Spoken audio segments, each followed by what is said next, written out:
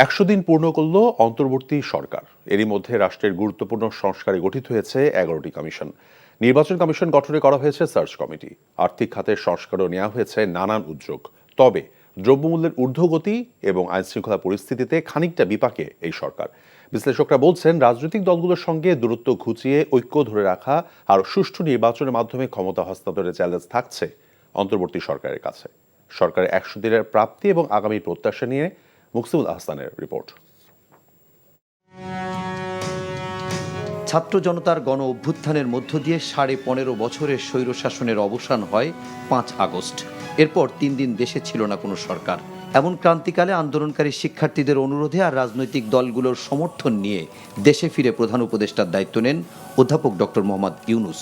গঠিত হয় অন্তর্বর্তী সরকার। মোট ৩ ধাপে এখন পর্যন্ত শপথ নিয়েছেন ২৩ জন উপদেষ্টা। প্রাথমিকভাবে ৬টি কমিশন। দায়িত্ব গ্রহণের ১ মাস পর রাষ্ট্রের গুরুত্বপূর্ণ সংস্কারে গঠিত হয় ৬টি কমিশন। ৩ মাস মেয়াদে অক্টোবর থেকে কাজ শুরু করে কমিশনগুলো। অক্টোবরের শেষে আরও ৫ কমিশন গঠন করা হয়। নির্বাচন কমিশন গঠনে সার্চ কমিটিও করা হয়েছে এরই মধ্যে। প্রত্যাশা যা করেছিলাম তার অনেক কিছুই কিন্তু পেয়েছি, আবার অনেক কিছু পাইনি। অন্তত ৬টি কমিশন কাজ শুরু করেছে, এটি কিন্তু বিশাল বিষয়।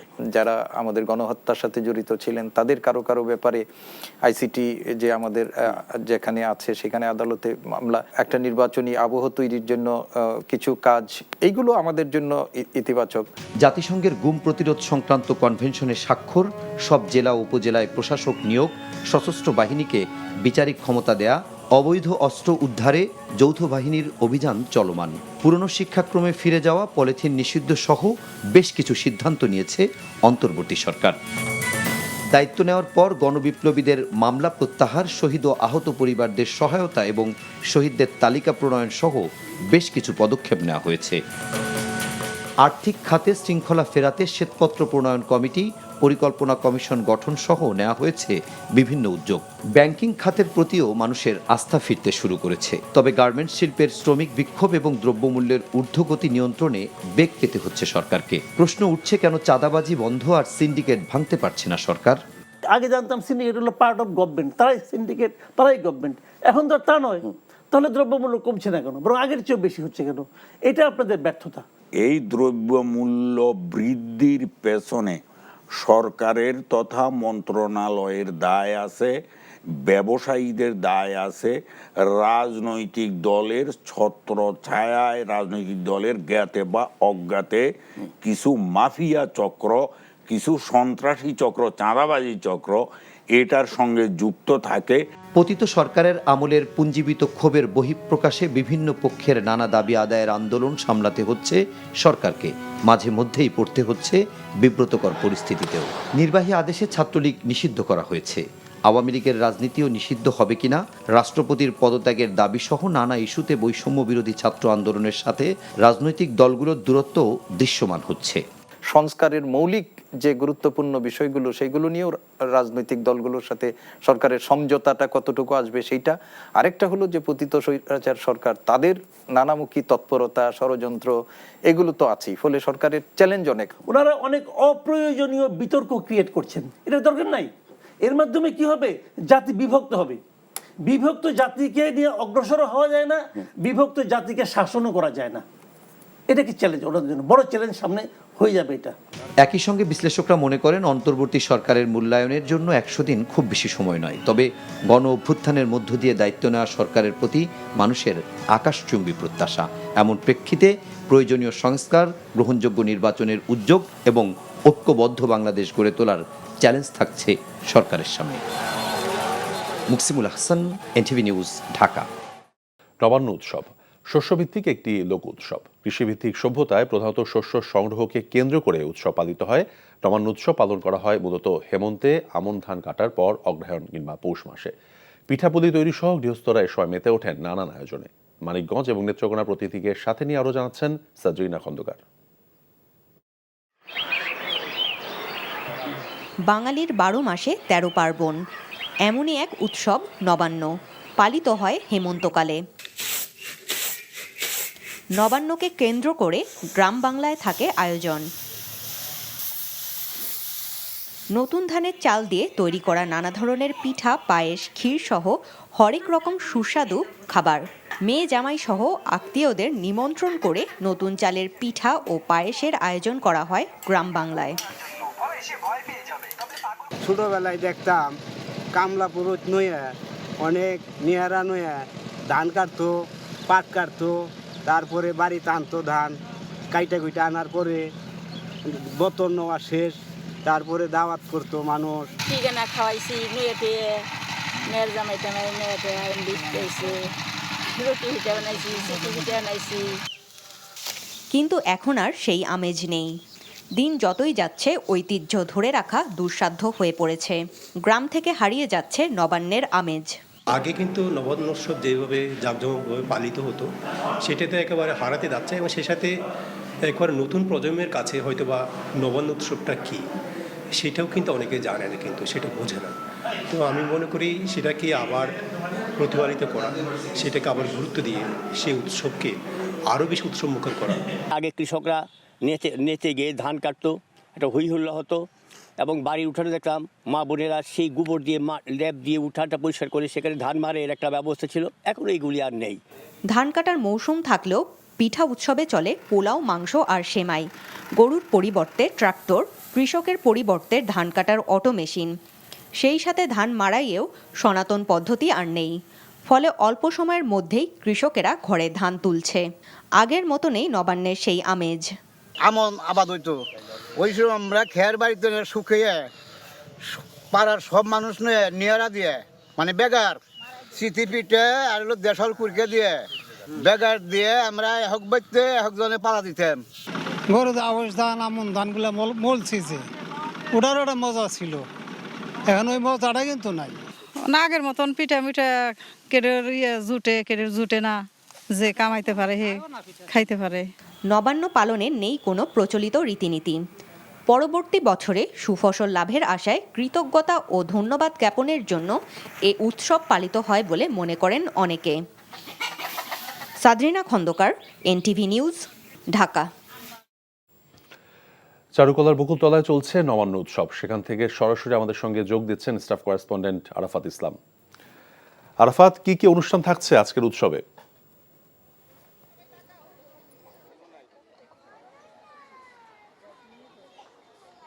শুভ সকাল। আজ পহেলা অগ্রহায়ণ 1431 বঙ্গাব্দ। নবান্নের উৎসবের অর্থ হচ্ছে গিয়ে নতুন অন্ন। প্রতি বছরের মতন এবারও এসো মিলি সবে নবান্নের উৎসবে, এই স্লোগানে ঢাকা বিশ্ববিদ্যালয়ের বকুলতলায় জাতীয় নবান্ন উৎসব পরিষদের উদ্যোগে 26তম নবান্ন উৎসব চলছে। সকাল 7:30 সুরের মূর্ছনায় এখানে দিনের সূচি হয়। এরপর সমবেত সঙ্গীত পরিবেশন করেন শিশু শিল্পীরা, এবং আমরা উদযাপন পরিষদের পক্ষ জানতে পেরেছি যে সকাল 7:30টায় শুরু হওয়া সকালের যে পর্ব, এটি সকাল 10টা পর্যন্ত চলবে। এরপর বিকেল 3টা থেকে সন্ধ্যা পর্যন্ত বিভিন্ন সঙ্গীতানুষ্ঠান রয়েছে। এর মধ্যে কবিতা আবৃত্তি, একক এবং দলীয় সঙ্গীত সহ নৃত্য সব ধরনের পরিবেশনায় চলবে। এর পাশাপাশি এখানে যদি আমি দেখানোর চেষ্টা করি, দেখতে পাচ্ছেন যারা সঙ্গীতমনা মানুষজন রয়েছেন তারা কিন্তু সকাল সকাল এসে এখানে উপস্থিত হয়েছেন। এর পাশাপাশি পাশে এখানে বাংলার যে ঐতিহ্য পিঠাপুলি, মুড়িমুড়কি, বাতাসা সহ বিভিন্ন ধরনের কিন্তু খাবার রাখা হয়েছে। সব মিলে যেটি বলা যেতে পারে এখানে একটি উৎসব মুখর পরিবেশ। প্রতি বছরের মতো এবারও উৎসবের মধ্য দিয়ে কিন্তু সবাই দিনটি পালন করছেন। সব মিলে এখন পর্যন্ত এই ছিল আমার কাছে নবান্ন উৎসবের সর্বশেষ। মশাবাহিত ডেঙ্গু রোগে আক্রান্ত রোগীর মৃত্যু থামানো যাচ্ছে না। এক্ষেত্রে সিটি কর্পোরেশনের নানা উদ্যোগ কেন সফল হচ্ছে না সে ব্যাপারে গবেষণালব্ধ সুনির্দিষ্ট কিছু কারণসহ সুপারিশ দিয়েছেন মশা নিয়ে গবেষণায় আছেন এমন একজন বাংলাদেশি শিক্ষক। মশার লালা প্রোটিন কিভাবে রক্ত খাওয়ার আচরণ ও রোগ সংক্রমণ নিয়ন্ত্রণ করে, এমন বিষয়ের উপর জাপানের কানাজাওয়া ইউনিভার্সিটি থেকে PhD অর্জনকারী শিক্ষকের সাথে কথা বলেছেন শামসুল হক হায়দরি। ক্যামেরায় ছিলেন এনামুল হক। শহরের বিভিন্ন এলাকায় মশা মারতে ধোঁয়ায় আচ্ছন্ন করে ফেলছেন সিটি কর্পোরেশন নিয়োজিত কর্মীরা। পাশাপাশি নালা নর্দমা কিংবা জলাবদ্ধ স্থানে ছিটান তরল ঔষধ। এসবের পরও পরিস্থিতির তেমন উন্নতি হচ্ছে না। এই অবস্থার একাধিক কারণ আছে বলে জানান মশা নিয়ে গবেষণাকারী এই বিশেষজ্ঞ। ফগার মেশিন দিয়ে মশা কন্ট্রোল করা যাবে, এটা আসলে আমার তেমন বেশি এই জায়গাতে আমার আস্থা নাই। এখন আমরা যে আসলে ক্লোরোপাইরিফস অথবা টেলপস যেটা ইউজ করতেছি না কেন, ওইটা কি আসলে আমাদেরকে খুব ভালো কোয়ালিটির ইউজ করতেছি? এই জায়গাতে আমার একটা কনসার্ন আছে। এটা কি এক্সপায়ার্ড? আমরা যখন বাইরে থেকে অনেকগুলো জিনিস নিয়ে আসি, এগুলো ব্যবসায়ীরা বিভিন্ন ধরনের জিনিসগুলো বিভিন্নভাবে নিয়ে আসে। নিয়ে আসার পরে এগুলো কি হয়, কোয়ালিটি আদৌ মেনটেন করে কিনা, আমার এই জায়গায় যথেষ্ট সন্দেহ আছে। মশা মারার চেষ্টার চাইতে মশার লার্ভা নির্মূলে বেশি নজর দিতে হবে। এ কাজে স্থানীয় সরকারের পাশাপাশি নগরবাসীকে সম্পৃক্ত করলে ভালো ফল পাওয়া যাবে বলে মত এই গবেষকের। আমরা যদি এই ক্লোরোপাইরিফস বলি, যেটা লার্ভিসাইড বলি, এগুলো এত দাম না, এগুলো সস্তা। এবং সরকার অথবা প্রশাসন যারা যেভাবে কাজ করতেছে, এরা যদি এই জিনিসগুলা মানুষের বাসা বাড়িতে নিজেরাই প্রোভাইড করতো এবং ওদেরকে যদি এনকারেজ করতো যে আমাদের লোকবল সংকট আছে, আপনারা বাসার আশেপাশে যে ড্রেন আছে, এই ড্রেনের আশেপাশে প্রতিদিন সকাল বিকাল একটু একটু আপনারা লার্ভিসাইডটা দিবেন। সরকার এবং আমরা সিটি ডিউএলআর যারা আছে, এরা যদি আমরা কম্বাইনলি একসাথে কাজ করি, এটা আমাদের জন্য আরও সহজ হবে। বর্তমানে মশা তাড়াতে বাসা বাড়িতে কয়েল সহ নানা উপাদান ব্যবহার করা হয়। এসব ব্যবস্থা স্বাস্থ্যের জন্য ক্ষতিকর। এই অবস্থায় মশার কামড় থেকে বাঁচতে ঘরে তৈরি সহজ একটা রেসিপিও দিলেন ডক্টর আশিকুল। লবঙ্গ ইউজ করি, তারপর মৌরি ইউজ করি, তারপর আমরা সিনামন স্টিক্স ইউজ করি, যেগুলোকে আমরা দারুচিনি বলে থাকি।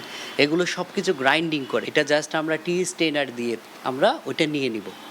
ওইটা নিয়ে যে ঠিক সেম আমরা করোনার সময় যেভাবে 20 টাকা 30 টাকা দামের বিভিন্ন স্যানিটাইজার স্প্রে ইউজ করেছিলাম, স্প্রের মধ্যে এগুলো আমরা ভরবো।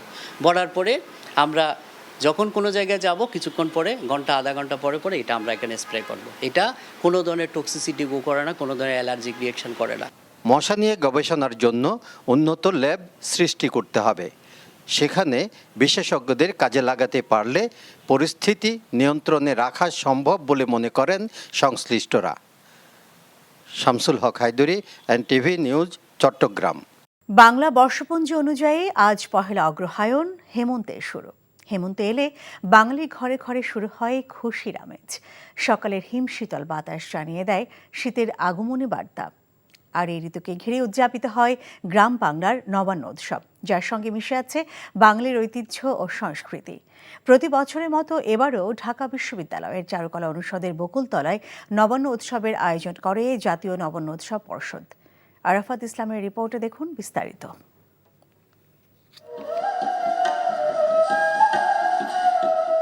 এসো মিলি সবে নবান্নের উৎসবে, এই স্লোগানে বাঁশির সুরের মূর্ছনার মধ্য দিয়ে শুরু হয় উৎসব। এরপর একে একে দেশবরেণ্য শিল্পীরা একক ও দলীয়ভাবে সঙ্গীত, নৃত্য এবং আবৃত্তি পরিবেশন করেন, যার মধ্যে ফুটে ওঠে আবহমান গ্রাম বাংলার পুরনো দিনের রূপ বৈচিত্র্য।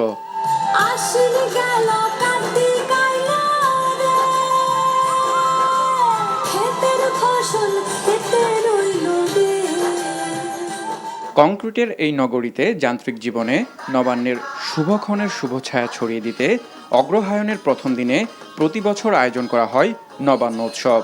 25 বছর পূর্তিতে এবারের 26তম উৎসবে সেই বার্তায় দিলেন আয়োজক কর্তৃপক্ষ।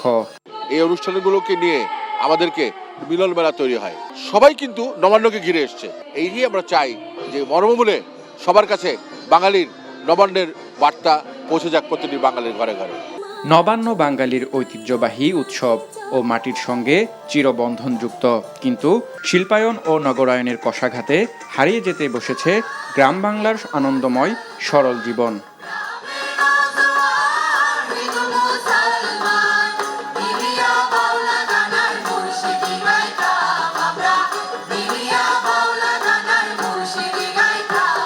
নবান্ন বাঙালির ঐতিহ্যবাহী উৎসব ও মাটির সঙ্গে চির বন্ধনযুক্ত, কিন্তু শিল্পায়ন ও নগরায়নের কষাঘাতে হারিয়ে যেতে বসেছে গ্রাম বাংলার আনন্দময় সরল জীবন। তাই আগত দর্শকদের মাঝেও ছিল এই ঐতিহ্যকে ধরে রাখার দৃঢ় প্রত্যয়। নবান্ন উৎসব তো বাঙালির প্রাণের উৎসব। আসলে এই উৎসব মানে হচ্ছে কৃষকের হাসি, পাকা ধানের গন্ধ, পিঠার গন্ধ। নবান্ন উৎসবটা আসলে আমাদেরই একটি নিজেদের ঐতিহ্য, লোক উৎসব। তো এই রকম একটা আয়োজনে আমরা ধীতি নর্তনালয়ে অংশগ্রহণ করে খুবই আনন্দিত সবাই। আগে যেমন গ্রাম বাংলায় এই বিশেষ করে নবান্ন উৎসব এবং শীতকালে পিঠা উৎসব আরো অনেক ধরনের উৎসব হতো, মেলা বা অনেক ধরনের, আস্তে আস্তে এগুলো হারিয়ে যাচ্ছে। উৎসবে আগত ক্ষুদে শিল্পী ও শিশুরাও মেতেছিল আনন্দে, আর কণ্ঠে ছিল নিজের সংস্কৃতিকে লালন করার দীপ্ত স্লোগান।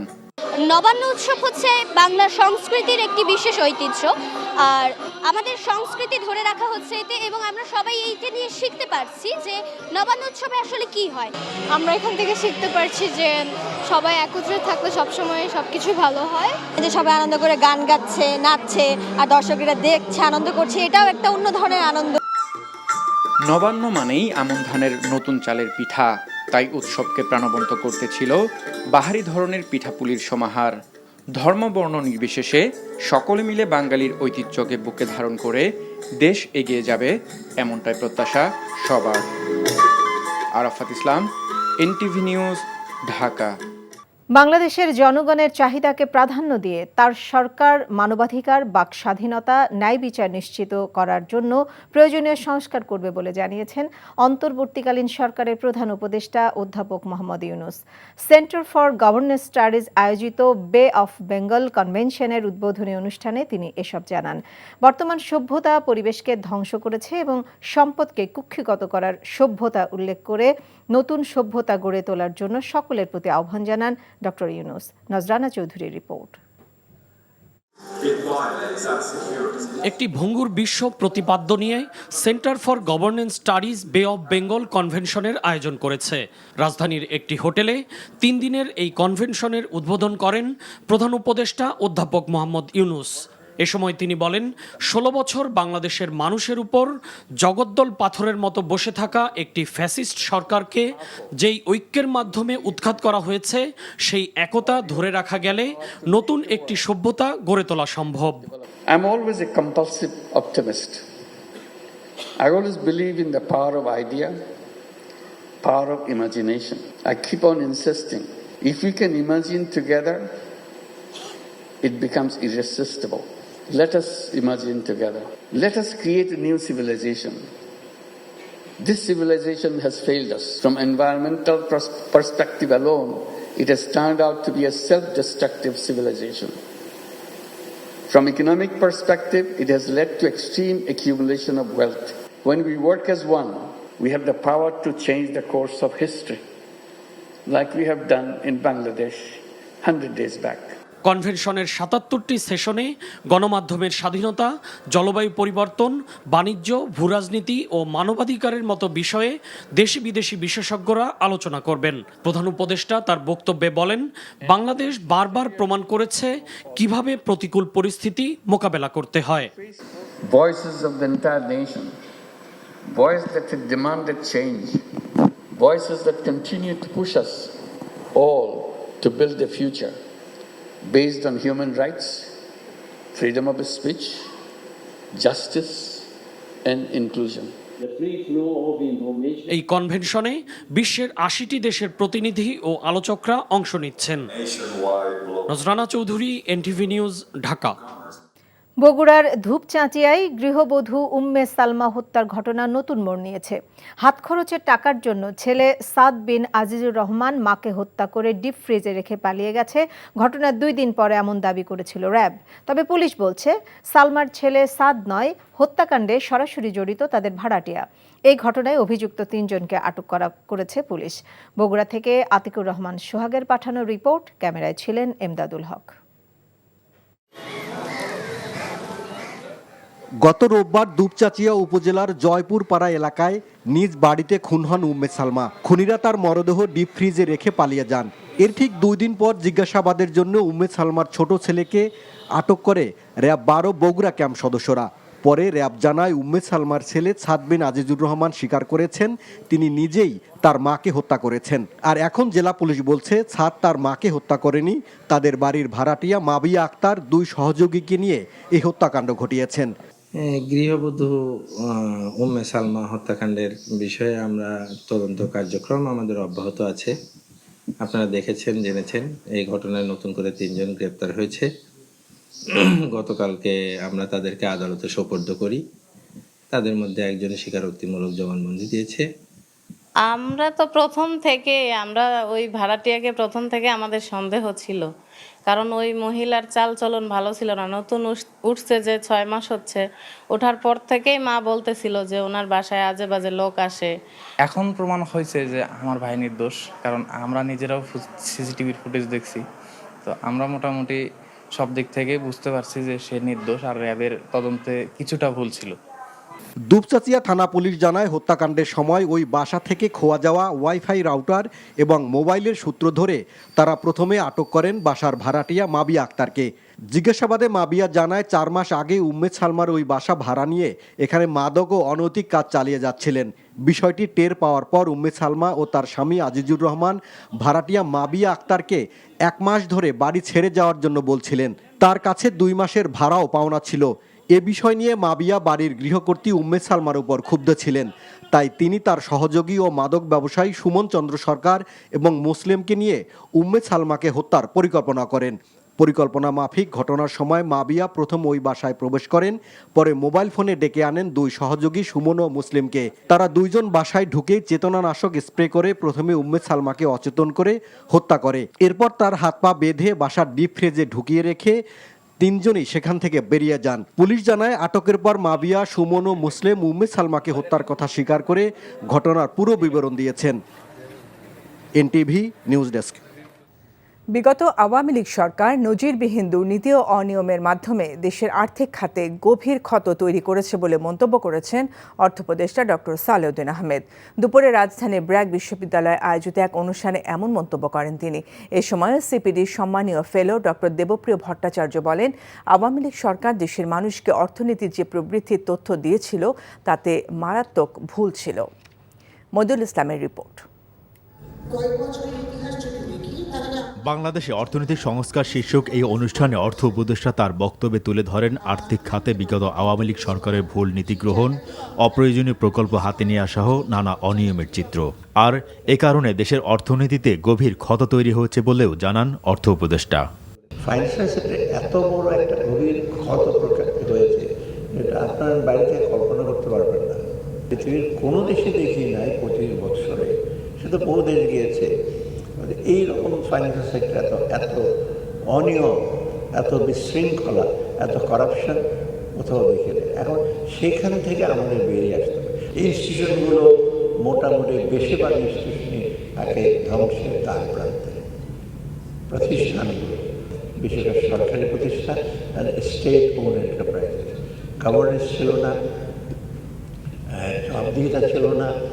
দৃশ্যমান উন্নয়নের জন্য আর্থিক এবং জ্বালানি খাতে বিগত সরকারের সীমাহীন দুর্নীতির কথা তুলে ধরে সিপিডির সম্মানীয় ফেলো ডক্টর দেবপ্রিয় ভট্টাচার্য বলেন, অর্থনৈতিক প্রবৃদ্ধির ভুল এবং মিথ্যা তথ্য উপাত্ত জনগণের কাছে তুলে ধরত আওয়ামী লীগ।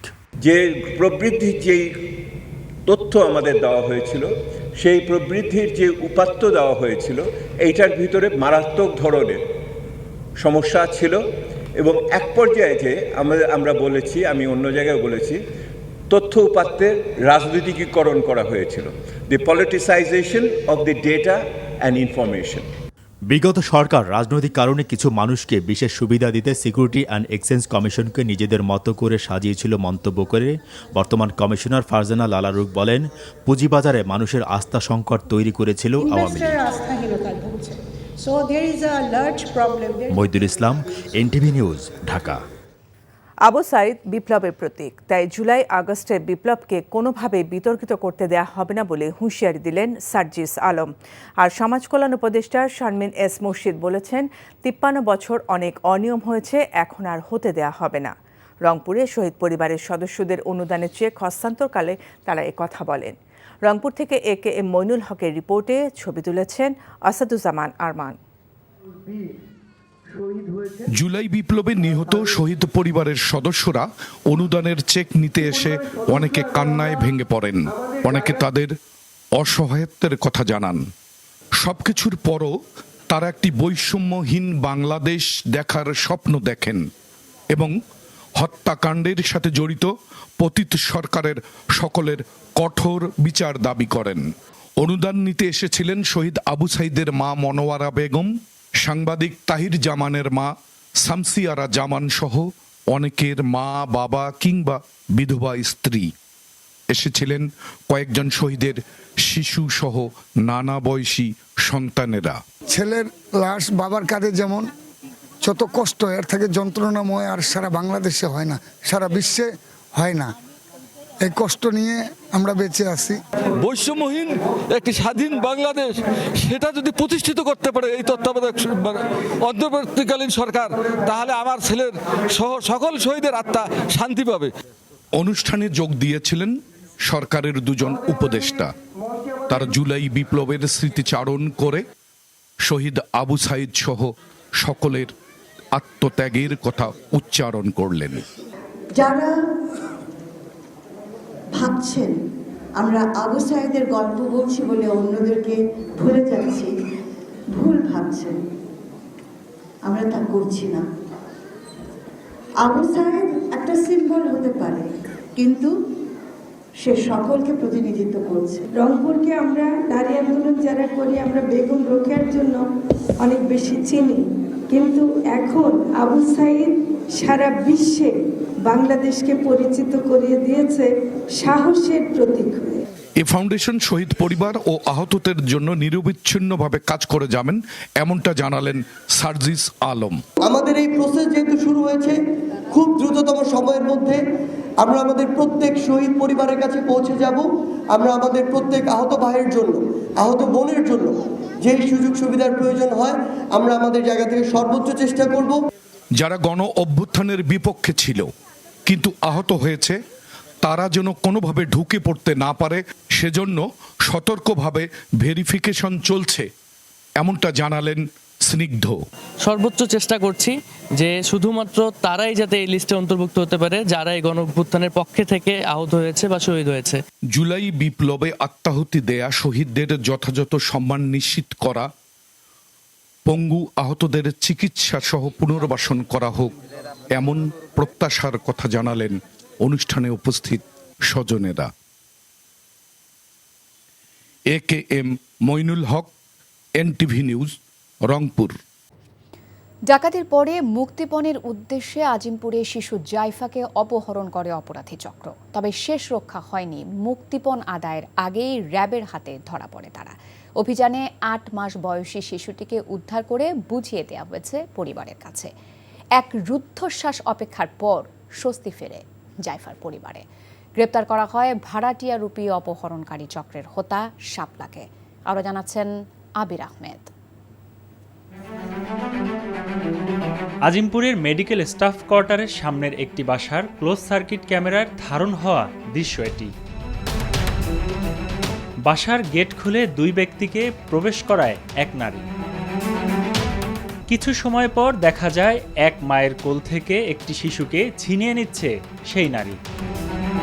বৃহস্পতিবার দিনে দুপুরে 3-4 জন মিলে বাসার মালামাল এবং শিশুটিকে অপহরণ করে চলে যায় চক্রটি।